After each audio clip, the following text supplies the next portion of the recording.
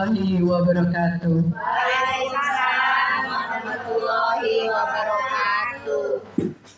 Alhamdulillahirabbil alamin wa bihi nasta'in wa ala alihi wa ashabihi ajmain. Amma ba'd. Terima kasih kepada yang terhormat Ibu Kepala Sekolah SDN Bojong 1, Ibu Nunung Mimi Tarijani SPD.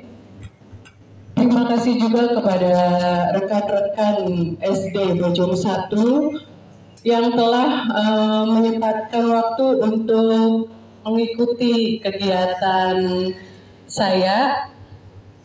Di sini saya akan melakukan diseminasi menyebarkan pemahaman dan penerapan pengalaman budaya positif. Jadi saya ingin menyampaikan kepada rekan-rekan semua apa yang telah saya pelajari dalam kegiatan pendidikan guru penggerak. Terutama pada modul 1.4 ini saya mempelajari tentang budaya positif yang diterapkan di sekolah. Sebelumnya, marilah kita buka acara ini dengan bacaan basmalah bersama-sama. Bismillahirrahmanirrahim. Baik, terima kasih. Selanjutnya saya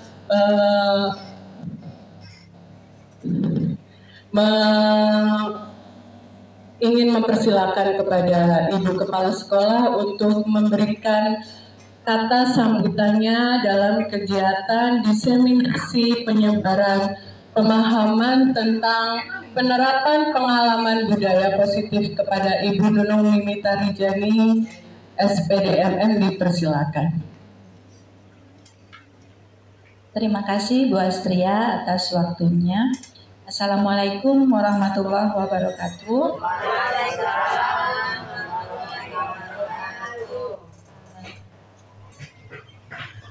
Puji syukur kita panjatkan kehadirat Allah Subhanahu wa taala karena hari ini kita berkesempatan mendapatkan transfer pemahaman yang diterima oleh Bu Astria kepada kita. Semoga apa nanti yang disampaikan oleh Bu Astria bisa kita terapkan bagi sekolah kita. Bu Astria akan menyampaikan diseminasi menyebarkan pemahaman dan penerapan pengalaman budaya positif. Nah, kita simak bersama apa yang disampaikan oleh Bu Astria.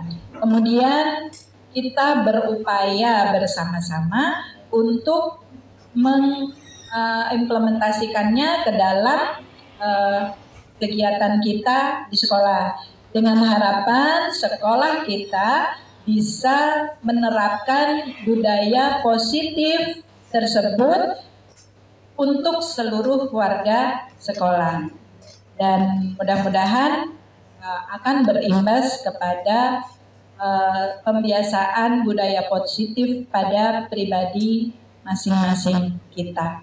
Demikian saya berharap Bapak dan Ibu mau menyimak dengan baik supaya kita bisa menerapkannya bersama-sama. Dan untuk Bu Astria, semangat, mudah-mudahan PGP-nya bisa selesai dengan hasil baik. Begitu ya. Teman-teman, kita semua siap mendukung Bu Astria. Semangat Bu Astria. Assalamualaikum warahmatullahi wabarakatuh.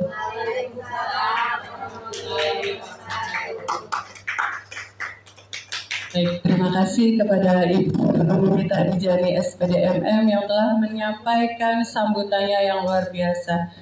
Baik, teman-teman, saya langsung saja ya.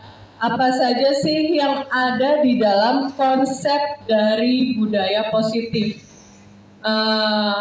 Dalam pembelajaran saya diperkenalkan dengan konsep-konsep inti dari budaya positif.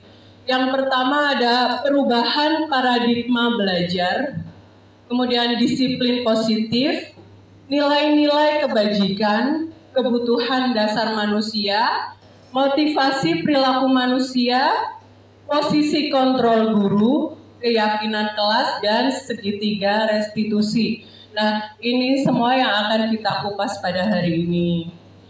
Jadi kegiatan-kegiatan yang ada di sini adalah yang akan mendukung terlaksananya atau tercapaiannya penerapan budaya positif di sekolah.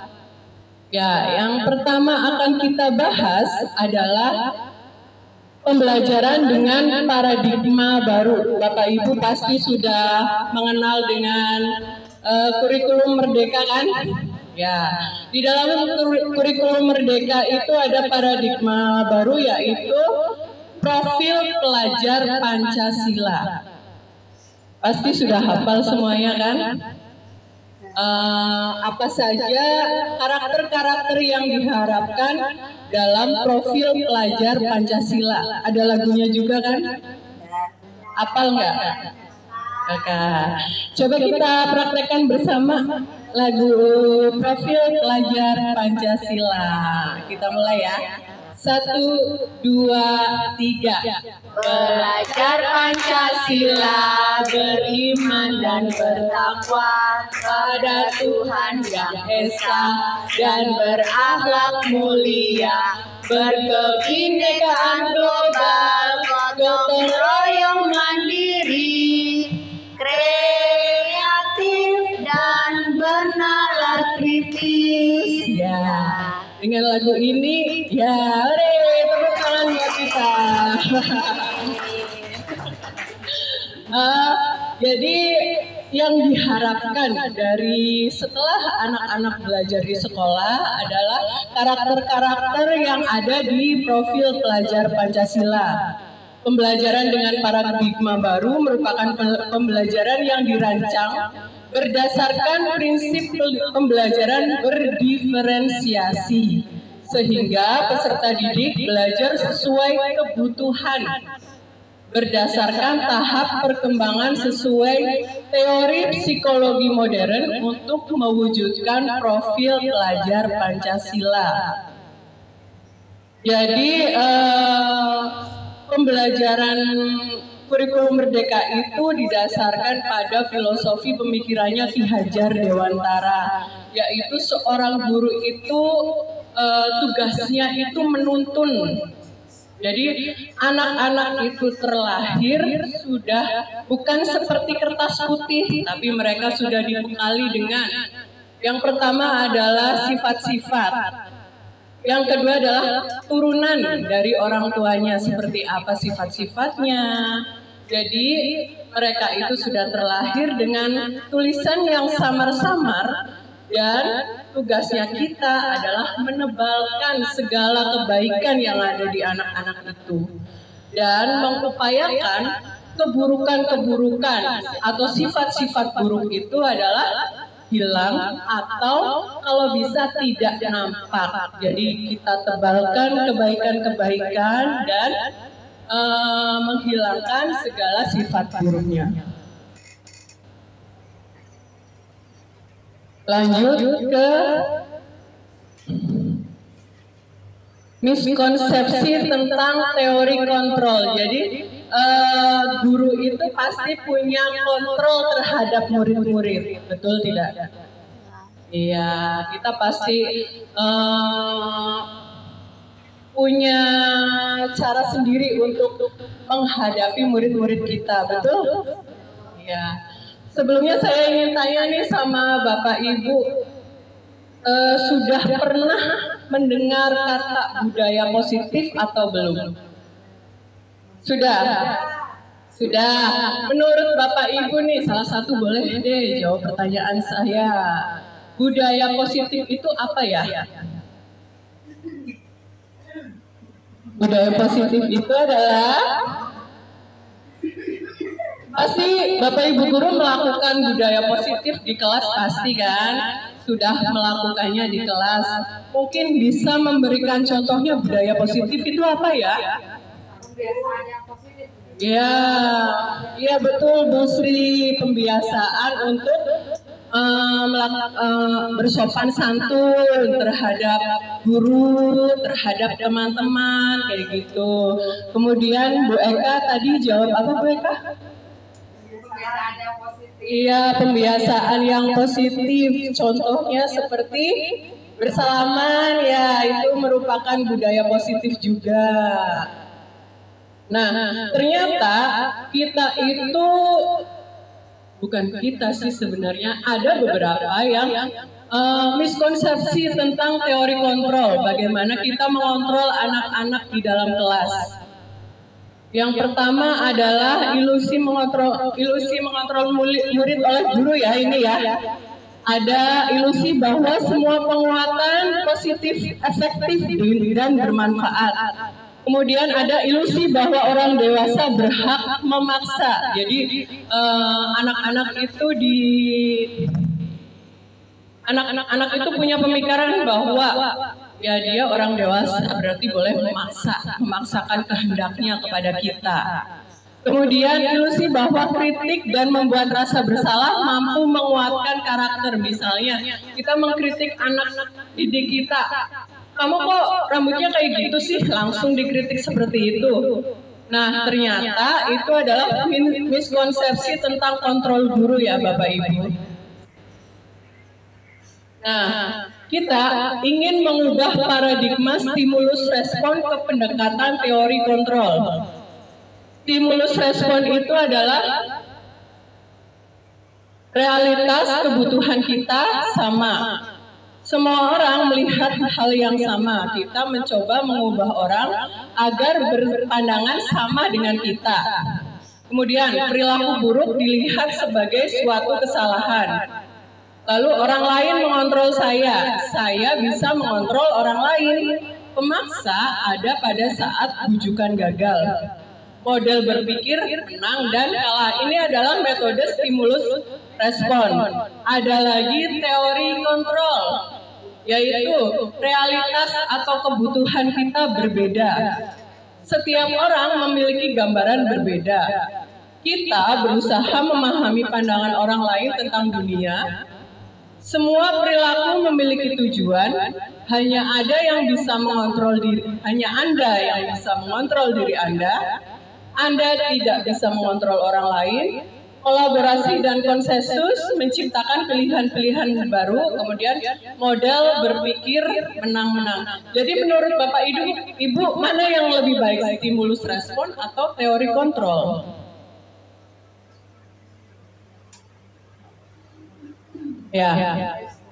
Iya, stimulus respon. Jadi kita menyamakan kebutuhan kita. Semua orang melihat hal yang sama. Jadi semuanya disamakan kayak gitu. Misalnya anak yang berbakat di seni tidak berbakat pada kalau nilai-nilai akademiknya jelek, berarti harus dipaksakan, harus sama gitu. Ya kalau saya lebih ke teori kontrol ya.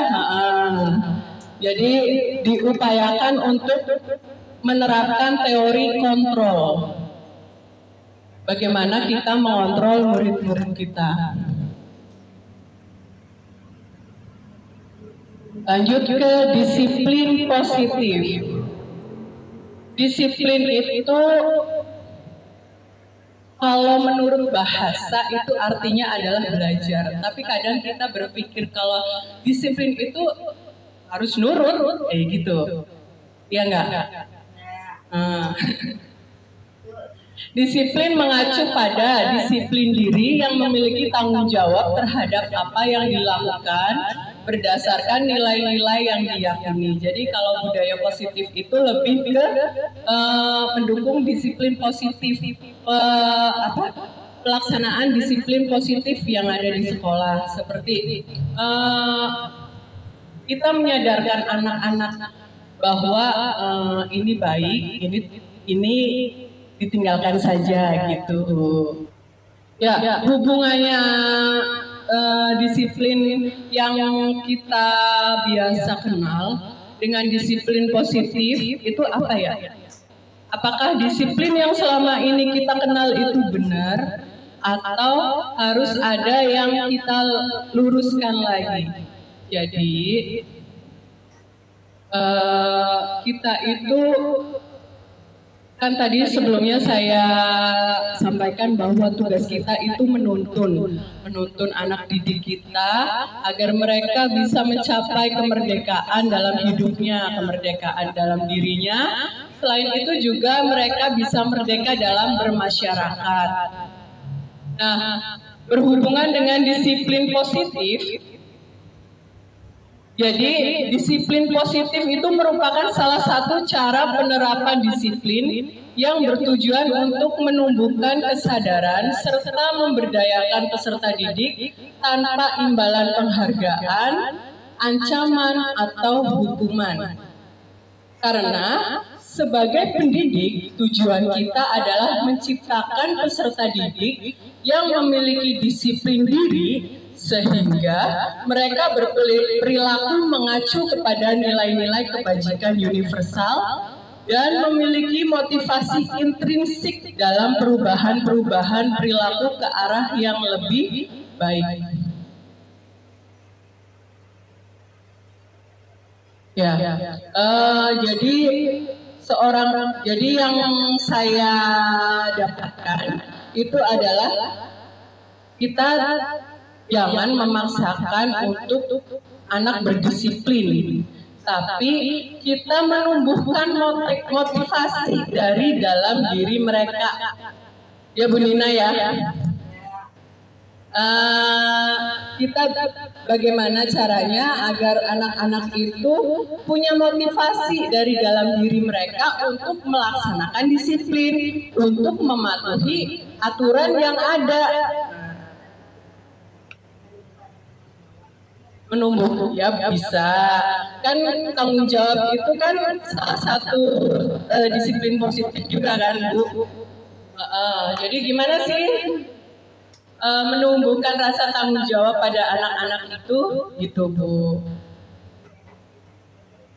Bu ya mau kasih contohnya enggak? Ya, gimana sih kita menumbuhkan motivasi dari dalam diri mereka untuk mereka dapat melakukan disiplin dengan kesadaran diri sendiri gitu. Bukan kalau misalnya dengan hukuman, dengan memberikan reward, itu kan motivasinya dari luar kan, motivasi eksternal. Misalnya kamu kalau tidak memakai sepatu warna hitam, kamu lepas sepatu kamu, kayak gitu selama jam pelajaran. Anak itu memang akan menurut, tapi akan ada dendam, akan ada rasa tidak suka, karena itu dapat disebut sebagai hukuman.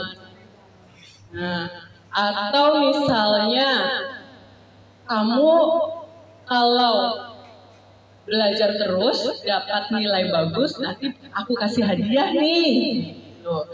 Berarti itu motivasinya sebenarnya motivasi untuk mendapatkan hadiah kan, bukan dari dalam dirinya dia sadar bahwa dia harus belajar. Tuh. Lanjut ya.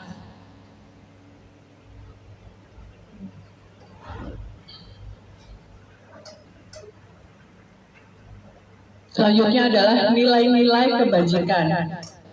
Nilai-nilai kebajikan adalah sifat-sifat positif manusia yang merupakan tujuan mulia yang ingin dicapai oleh setiap individu. Nilai-nilai tersebut bersifat universal dan lintas bahasa, suku, agama, maupun latar belakang.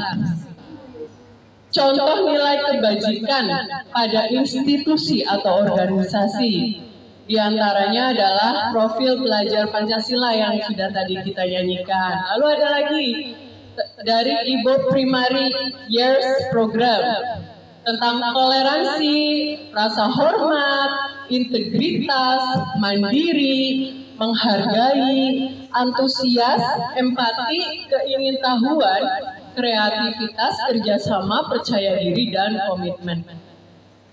Selain itu ada lagi keterampilan hidup atau life skill.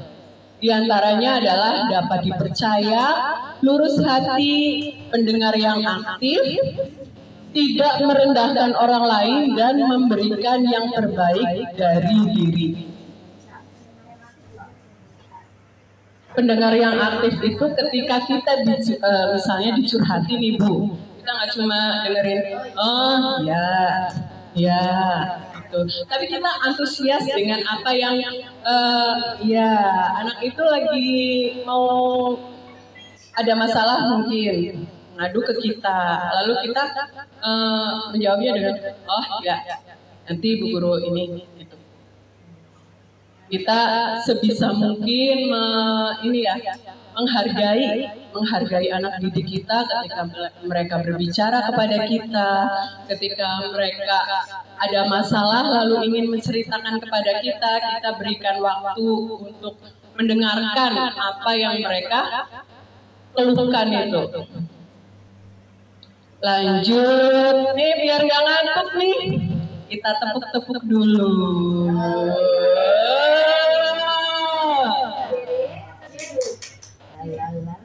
Berdiri boleh?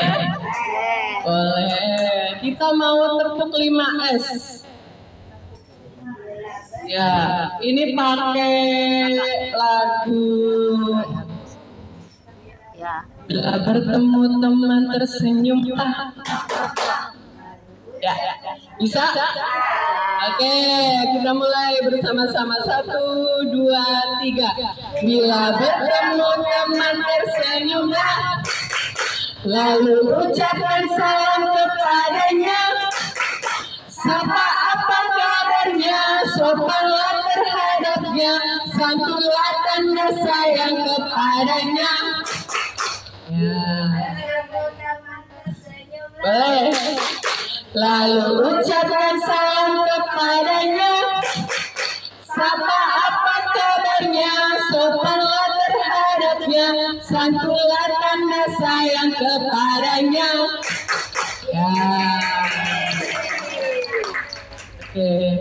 Nah, 5S itu memang salah satu bagian dari budaya positif ya Bapak Ibu. Dengan senyum, salam, sapa, sopan, dan santun akan menumbuhkan rasa pada diri anak-anak bahwa itu memang harus dilakukan oleh mereka. Bertemu teman, tersenyum, lalu mengucapkan salam, menyapa temannya apa kabar, sopan santun, itu akan menandakan kasih sayang dan terciptalah nanti sebuah budaya positif, sekolah yang tanpa ada pembulian karena sesama warganya itu saling menghormati, saling menghargai. Lanjut.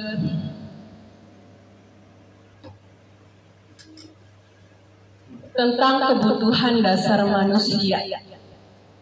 Setiap manusia pasti mempunyai kebutuhan dasar. Karena kebutuhan dasar itu adalah unsur-unsur yang dibutuhkan oleh kita sebagai manusia dalam menjaga keseimbangan baik fisiologis ataupun psikologis. Tentunya bertujuan untuk mempertahankan kehidupan dan kesehatan.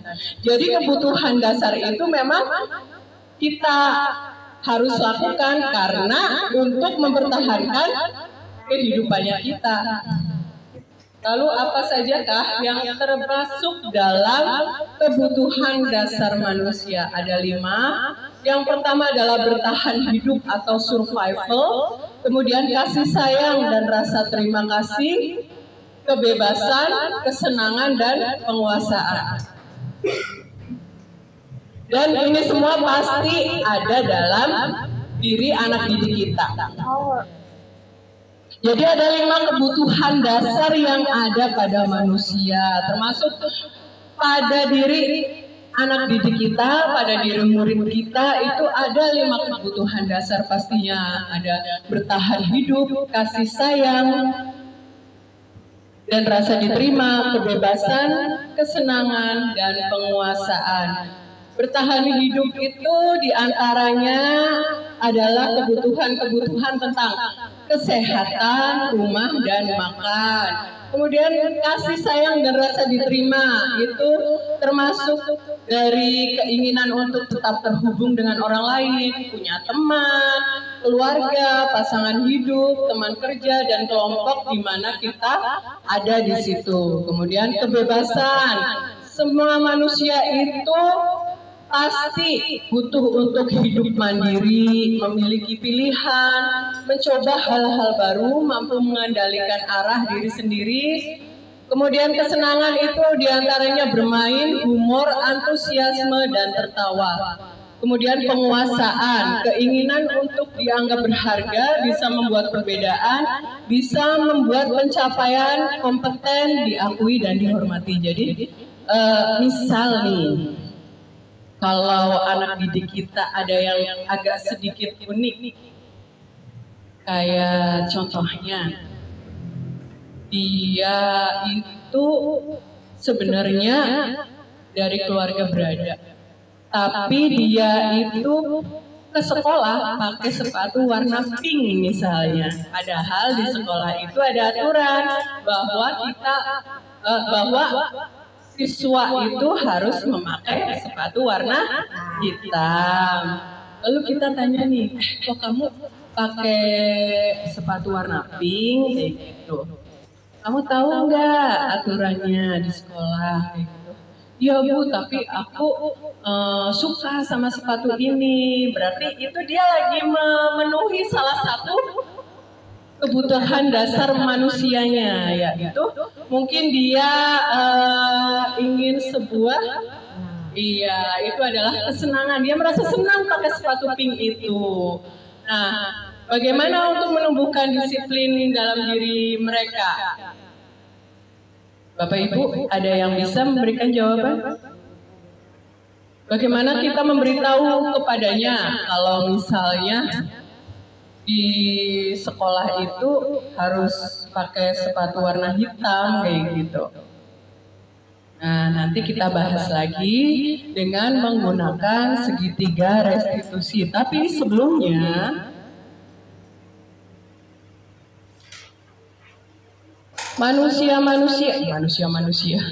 murid-murid kita pasti mempunyai motivasi perilaku. Jadi motivasi perilaku manusia itu ada dua jenis, yaitu motivasi ekstrinsik dan intrinsik. Dalam melakukan segala sesuatu, murid-murid kita biasanya punya motivasi tersendiri. Yang pertama, untuk menghindari hukuman atau ketidaknyamanan. Misal nggak ngerjain PR, dia akan nyontek punya temen nih di kelas, padahal dia di rumah belum mengerjakannya. Mungkin motivasinya itu apa? Apakah menghindari hukuman atau untuk mendapat imbalan atau untuk menjadi orang yang mereka inginkan dan menghargai diri sendiri? Motivasinya apa? Kalau misalnya ada anak nih datang ke sekolah pagi, tapi dia mau nyalin tugas temennya. Kenapa dia melakukan hal itu? Di rumah dia tidak mengerjakan PR, datang pagi untuk mengerjakan PR. Nyontek punya temennya. Motivasi apakah? Bisa berbagai macam motivasi ya. Iya. Yang paling sering kita hadapi yaitu menghindari hukuman dari guru. Iya. Jadi mereka datang pagi-pagi ngerjain PR di kelas. Nah, kita sebagai guru itu harus bisa mengupayakan mereka melakukan segala sesuatunya itu dari motivasi intrinsik dari dalam dirinya. Ya, dari kesadarannya mereka sendiri bahwa aku tuh ada PR ya, aku harus ngerjain di rumah gitu. Menumbuhkan motif. Iya, gimana? Iya, jadi budaya positif itu ya salah satunya itu menumbuhkan motivasi intrinsik dalam diri anak-anak didik kita agar mereka tidak melakukan segala sesuatunya karena takut dihukum atau agar mendapatkan hadiah, karena motivasi yang dari luar diri mereka sendiri itu kadang tidak tidak berjalan lama. Mungkin hanya karena kalau gurunya bapak itu aku takut dihukum, jadi aku ngerjain PR. Nanti ketika ganti guru, dia akan kembali ke kebiasaan awal lagi, tidak mengerjakan PR karena gak dihukum sama pak itu. Atau misalnya anak yang terbiasa mendapatkan hadiah nih di kelas, siapa yang bisa jawab pertanyaan Bu Guru, nanti Bu Guru kasih uang 100.000 gitu. Iya, ketika Bapak Ibu berhenti memberikan hadiah, lalu memberikan soal kepada anak-anak, pasti anak yang terbiasa dapat hadiah akan menurun antusiasnya gitu. Kita harus mengupayakan anak-anak itu belajar karena motivasi dari dalam diri. Begitu. Lanjut.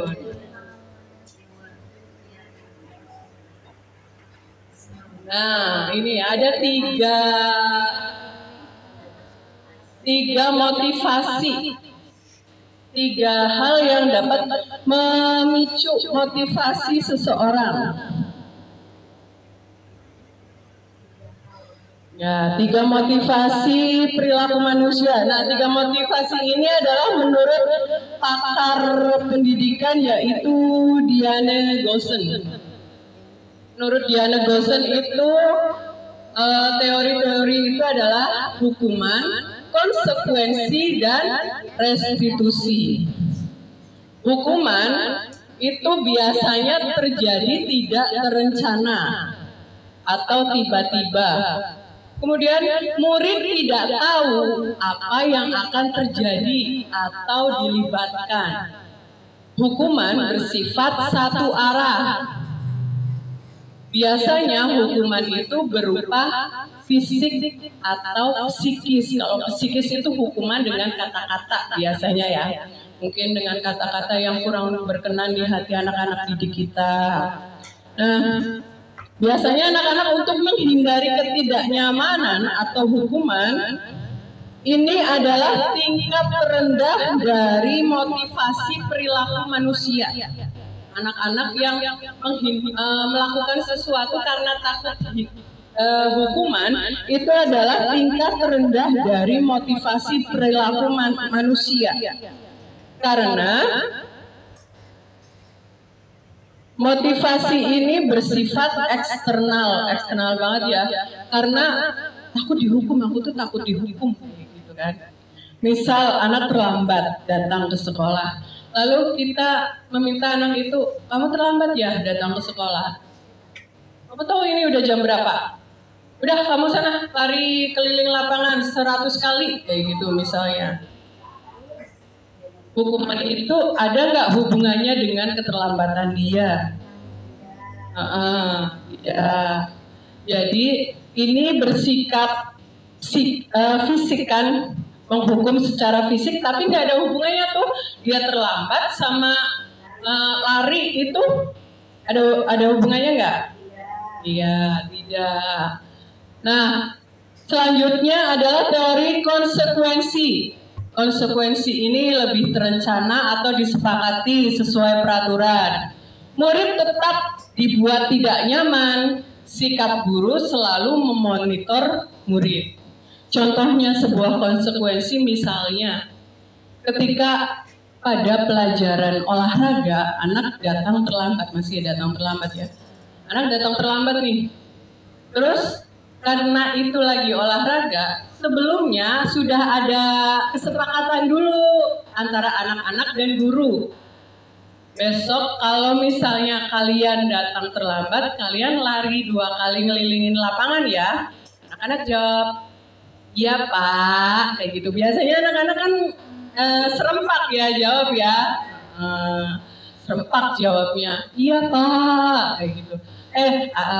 Tiba-tiba saat itu misalnya ada seorang murid bernama Nur nih, datang terlambat 10 menit ketika pelajaran olahraga. Akhirnya murid yang bernama Nur tersebut diminta oleh gurunya untuk berkeliling lapangan sebanyak 2 kali. Berarti itu masuknya ke hukuman atau konsekuensi?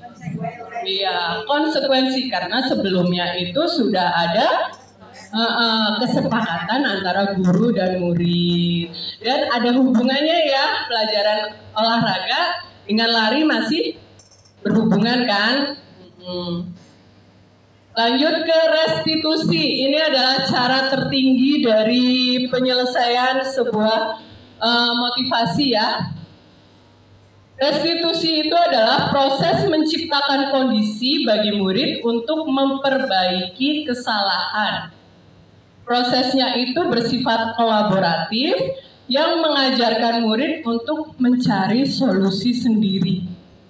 Kayak misalnya kemarin kayaknya saya pernah cobain ini karena sedang belajar budaya positif, saya nyobain kelasnya siapa kemarin ya, ada anak yang ditendang sama temennya lagi bercandaan kayaknya ya, lagi bercandaan ditendang sama temennya, lalu ditanya kan, lagi ngapain tadi waktu tendang-tendangan kalian? Ternyata mereka emang lagi main bareng, bercandaan. Terus tiba-tiba, kan anak-anak kalau bercanda suka tiba-tiba agak berlebihan. Nah, ditendanglah temennya. Lalu saya ajak ngobrol anak-anak itu. Tadi emang benar kamu nendang ini, kayak gitu. Iya Bu. Lalu tahu nggak kalau temennya kesakitan nendang? Iya tahu. Nah kalau lihat temennya kesakitan karena ditendang kamu harus ngapain? Minta maaf. Selain minta maaf apa?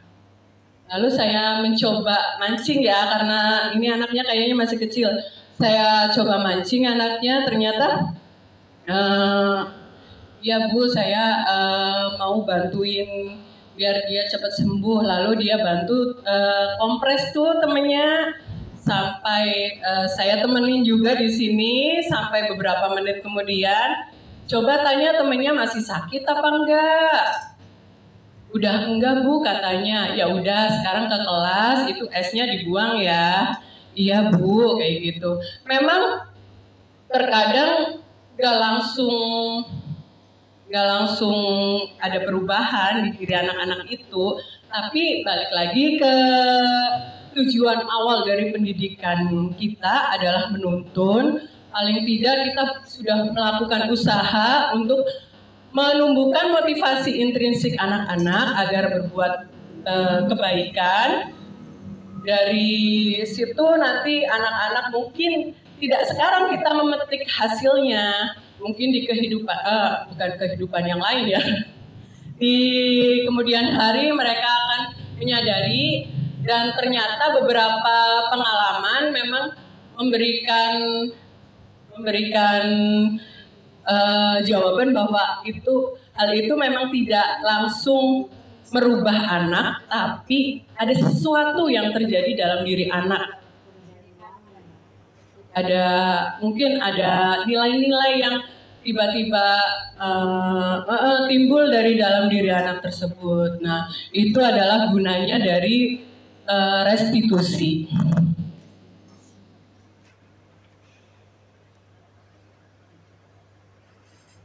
Lalu kita mengenal ada 5 posisi kontrol seorang guru. Yang pertama adalah sebagai penghukum, sebagai pemantau, sebagai pembuat rasa bersalah, sebagai teman, atau sebagai manajer.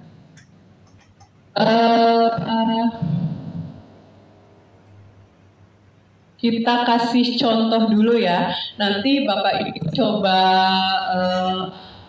mengilhami apa Bapak Ibu itu ada di posisi mana nih di yang sudah kita praktekkan di kelas kita? Apakah kita sudah menjadi penghukum? Apakah kita sebagai pembuat rasa bersalah, sebagai pemantau, teman, atau manajer? Sebenarnya dari kelima posisi kontrol seorang guru ini, yang paling diharapkan dari seorang guru adalah posisi yang ini. Ya, sebagai seorang manajer. Karena kalau sebagai pemberi hukuman, ini seperti ini. Misalnya ada sebuah kasus siswa datang terlambat ke sekolah. Lalu seorang guru bilang, sana kamu ambil sampah dulu sebelum masuk kelas. Itu namanya kita lagi jadi penghukum. Lalu ada guru lagi yang bilang, sudah berapa kali Ibu ingatkan kamu agar tidak datang terlambat. Kamu sudah membuat ibu bapak kecewa. Jadi kalau posisi kita sebagai seorang penghukum, itu kita biasanya menggunakan hukuman fisik maupun verbal seperti ini. Sana kamu ambil sampah dulu sebelum masuk. Itu kita nyuruh anak untuk ambil sampah dulu. Lalu kalau pembuat rasa bersalah itu kita biasanya bersuara lebih lembut, menggunakan keheningan yang membuat orang lain merasa tidak nyaman. Kemudian membuat orang lain juga merasa bersalah. Biasanya nada suaranya lebih memelas kalau yang pembuat rasa bersalah ini. Sudah berapa kali Ibu ingatkan kamu agar tidak datang terlambat. Kamu sudah membuat ibu kecewa. Nah, kalau sebagai penghukum ini nantinya menghasilkan seorang murid atau muridnya nanti akan marah kepada kita atau mendendam. Akan membuat anak-anak lebih agresif kalau posisi penghukum ini. Lalu kalau posisi pembuat rasa bersalah itu biasanya murid itu akan merasa bersalah. Terus anak itu akan merasa menjadi orang yang gagal. Kamu sudah bikin ibu kecewa gitu. Perasaannya mereka ketika kita di posisi pembuat rasa bersalah. Mereka akan emosi tapi emosinya tertanam. Ditahan emosinya ketika kita menjadi pembuat rasa bersalah. Kemudian posisi selanjutnya seorang guru adalah sebagai pemantau dan sebagai teman. Sebagai pemantau itu contohnya, kamu sudah melanggar aturan sekolah. Kamu tahu apa konsekuensinya. Ibu akan mencatat kesalahan kamu hari ini untuk bahan perbaikan kamu di kemudian hari. Itu ketika kita menjadi seorang pemantau. Kita akan memantau anak-anak didik kita, tapi dengan sebenarnya masih kurang nyaman anak-anak.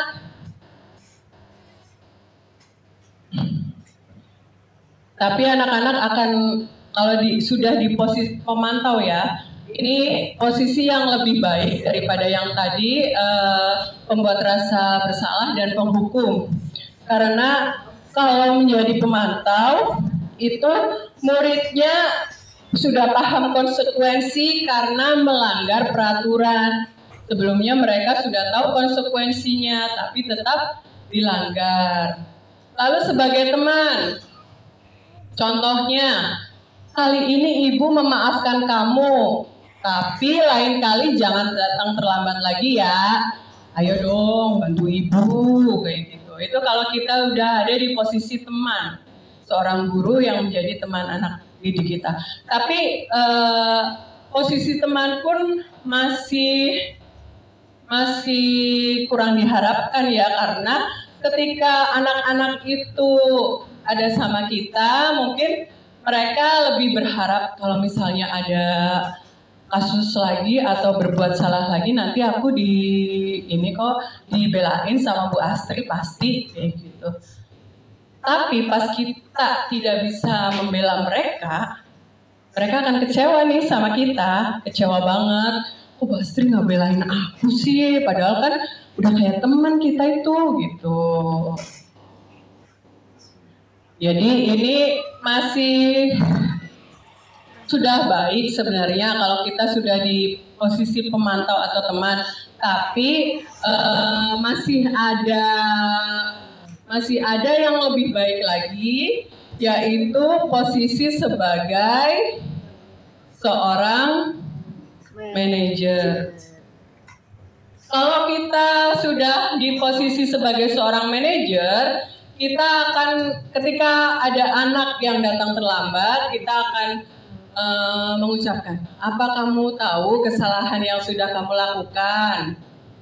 Bagaimana coba cara kamu memperbaiki kesalahan tersebut? Jadi anak itu diingatkan kesalahan apa yang sudah dilakukan sama dia. Lalu anak itu sendiri juga yang diajak untuk berpikir bagaimana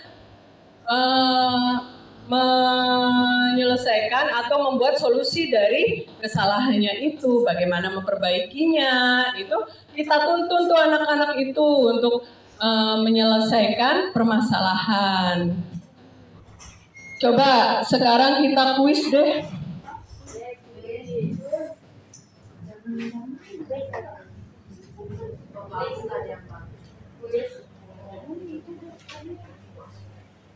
Coba kalau seorang guru bilang kayak gini, saya kecewa sekali dengan kamu.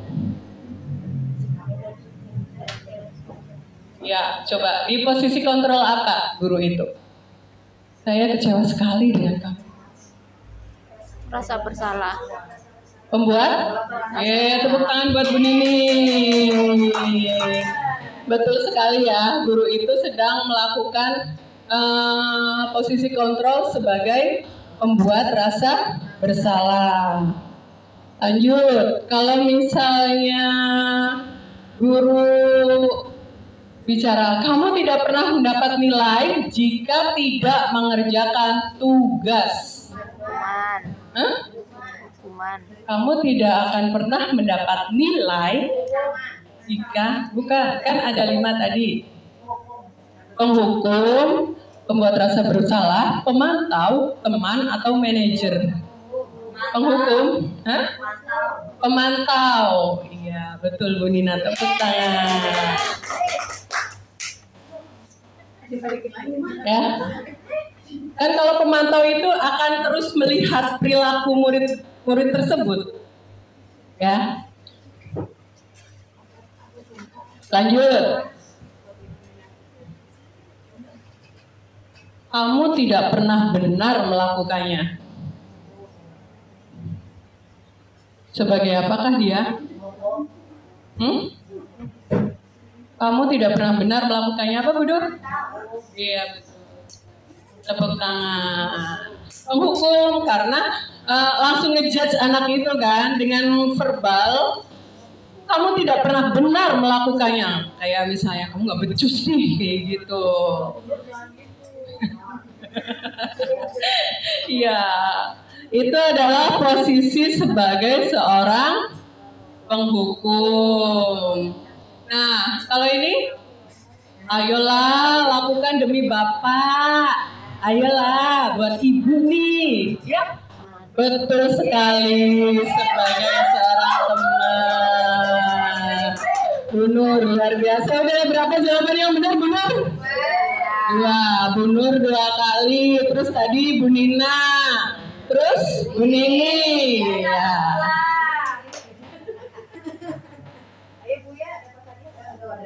Lalu yang ini, apa rencanamu untuk menyelesaikan mas?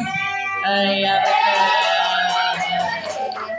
betul sekali. Kita sedang ada di posisi manajer ketika kita mengucapkan kata-kata ini. Kamu punya rencana apa buat nyelesain masalah ini? Kayak gitu. Lanjut. Terima kasih yang sudah menjawab. Lalu kita ke keyakinan kelas. Mengapa keyakinan kelas? Mengapa bukan peraturan kelas? Ada yang bisa jawab? Kenapa sih kita bikin keyakinan kelas, bukan peraturan kelas aja gitu? Ada yang bisa jawab? Kenapa keyakinan kelas, bukan peraturan kelas? Bu Hikmah, mau jawab? Dibuat oleh wali kelas. Ya. Dibuat? Diyakini oleh individu masing-masing. Iya, tepuk tangan buat Pak. Ya, jadi kalau misalnya kata Pak Jamal tadi, keyakinan kelas itu kita yakin bersama-sama untuk melaksanakannya bersama-sama juga ya Pak ya. Sudah meyakini dalam dirinya kalau itu tuh peraturan kayak gitu. Kalau peraturan kelas itu masih dalam dari satu pihak saja, kamu nggak boleh gini, kamu nggak boleh gitu. Dilarang, biasanya kata-katanya juga dilarang mencontek, dilarang membawa HP, dilarang membuli teman, kayak gitu kan. Kalau peraturan itu biasanya kayak gitu dengan kata-kata dilarang. Nah, kita pelajari lebih dalam lagi.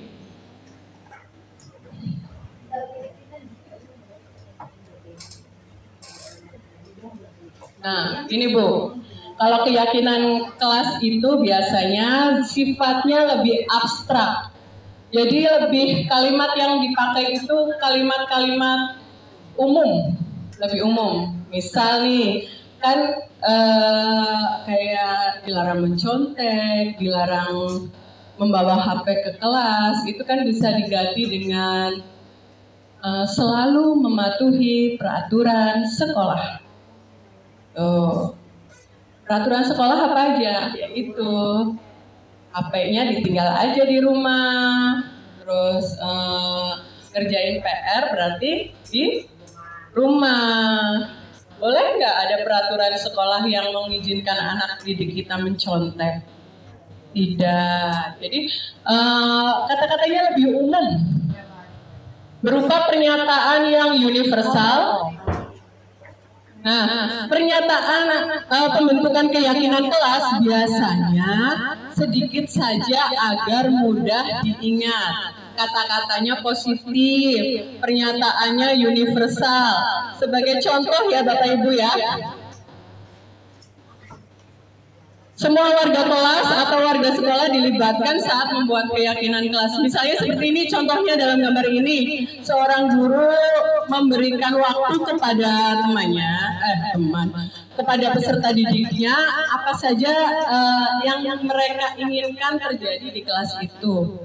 Kan ada misalnya enggak boleh manggil nama orang tua gitu.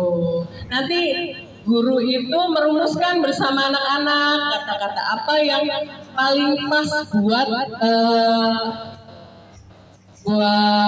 mengcover semua kebutuhan mereka itu. Contohnya seperti ini, keyakinan kelas 6B. Bertutur kata dan berperilaku sopan, peduli terhadap lingkungan, disiplin dan mentaati peraturan sekolah. Nah, dari kata-kata bertutur kata dan berperilaku sopan itu sudah mengcover dengan tidak memperbolehkan bullying di kelas, tidak memanggil teman dengan nama ayah, gitu kan? Ya, tapi kata-kata ini akan mudah diingat mereka ketika kita ingatkan kembali keyakinan kelas apa sih yang kamu langgar kayak gitu. Karena cuma ada 3 keyakinan kelas. Bertutur kata dan berperilaku sopan, peduli terhadap lingkungan itu contoh yang bisa masuk ke sini apa? Peduli terhadap lingkungan. Tidak membuang sampah sembarangan, tidak mencoret-coret meja, tembok kayak gitu. Itu sudah masuk ke peduli terhadap lingkungan. Lalu disiplin dan mentaati peraturan sekolah. Salah satunya yaitu tadi sepatu pakai warna-warni sudah termasuk kan di situ. Ya, sudah paham? Ya. Ada pertanyaan nggak nih? Ada yang mau bertanya? Nggak ada. Lanjut ke segitiga restitusi. Nah, ini adalah segitiga restitusi itu adalah langkah untuk menyelesaikan permasalahan yang terjadi di kelas. Proses dialog yang dijalankan guru atau orang tua agar dapat menghasilkan murid yang mandiri dan bertanggung jawab. Bagaimana cara penyelesaiannya dengan segitiga restitusi ini? Segitiga restitusi ini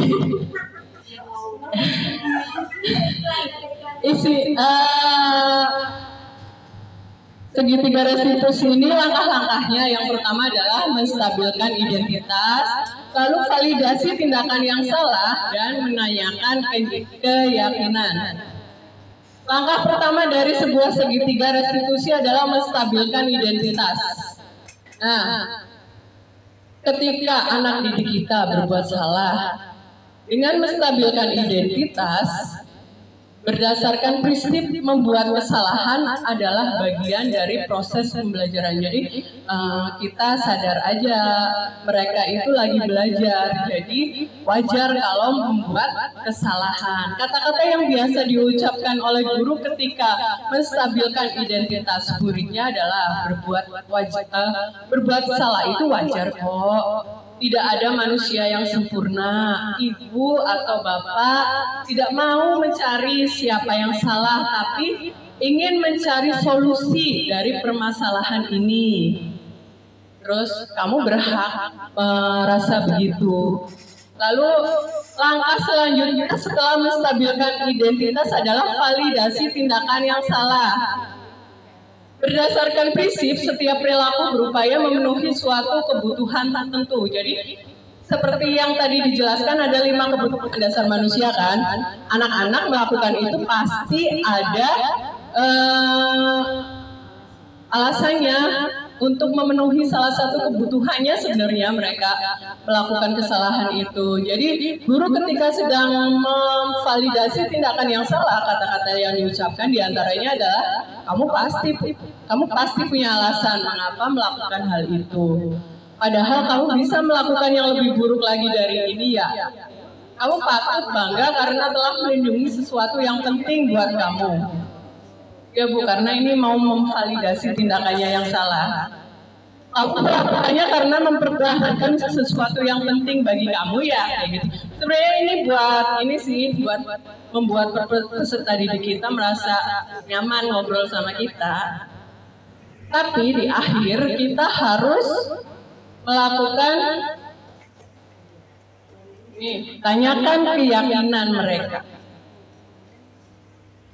Berdasarkan prinsip teori kontrol, bahwa pada dasarnya kita dapat memunculkan motivasi secara intrinsik. Kita bisa menanyakan ke anak kita ketika mereka sudah selesai menstabilkan identitas, validasi tindakan yang salah, kita menanyakan keyakinannya. Apa keyakinan kelas kita sih? Nilai-nilai apa yang telah disepakati bersama? Nah, di situ kan anak akan merasa, oh iya, aku melakukan kesalahan ya. Oh. Saya beri salah satu contoh kasus. Ada seorang anak bernama Nazril, biasanya memanggil temannya dengan nama orang tua. Teman-temannya merasa risih dan terganggu hingga melaporkan ini kepada gurunya. Nah, nanti Bapak Ibu coba dari video yang ditonton, Bapak Ibu tentukan yang mana menstabilkan identitas, yang mana validasi tindakan yang salah, kemudian yang mana yang menanyakan keyakinan. Silakan tonton videonya.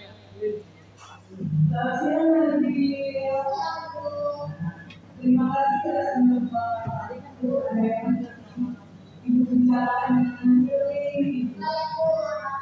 Microphone off.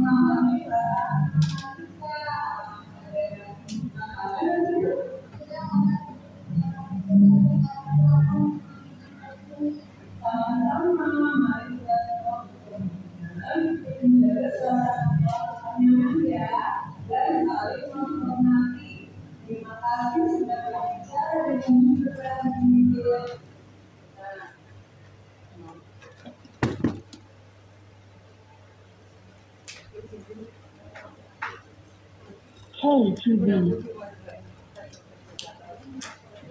Baik, dari video yang kita tonton tadi, bagian-bagian manakah yang termasuk menstabilkan identitas, validasi tindakan yang salah, dan menanyakan keyakinan?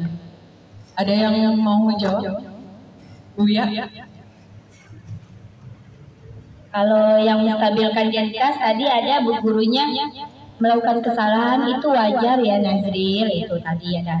Kemudian validasi tindakan, kamu pasti punya alasan melakukan itu kepada teman.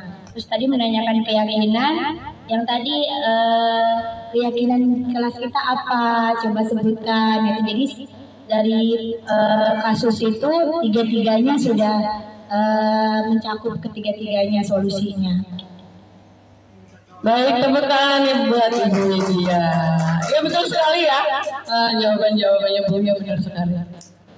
Ketika menstabilkan identitas, itu tadi ada kata-kata Bu Guru mengerti berbuat salah itu tidak apa.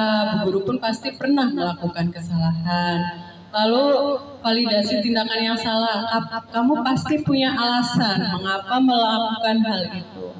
Lalu dalam menanyakan keyakinan, Bu Guru itu tadi menanyakan, sekarang apa kamu masih ingat keyakinan kelas kita yang telah kamu langgar?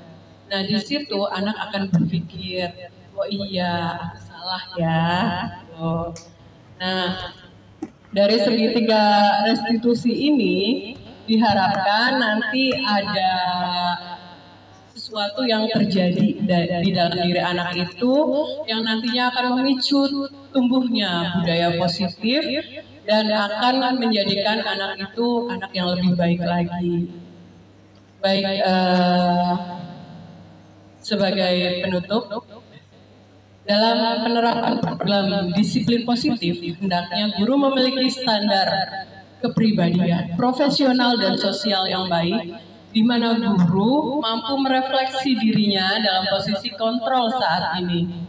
Bagaimana perjalanan dirinya sebagai among atau manajer atau yang tadi saya sebutkan sebagai penuntun, yang menuntun murid-muridnya menjadi insan yang mandiri, merdeka, dan bertanggung jawab. Semoga kita bisa mewujudkan budaya positif di sekolah kita, di kelas kita, sehingga kita bisa sukses menuntun murid-murid kita dalam kemerdekaannya. Terima kasih Bapak Ibu semuanya.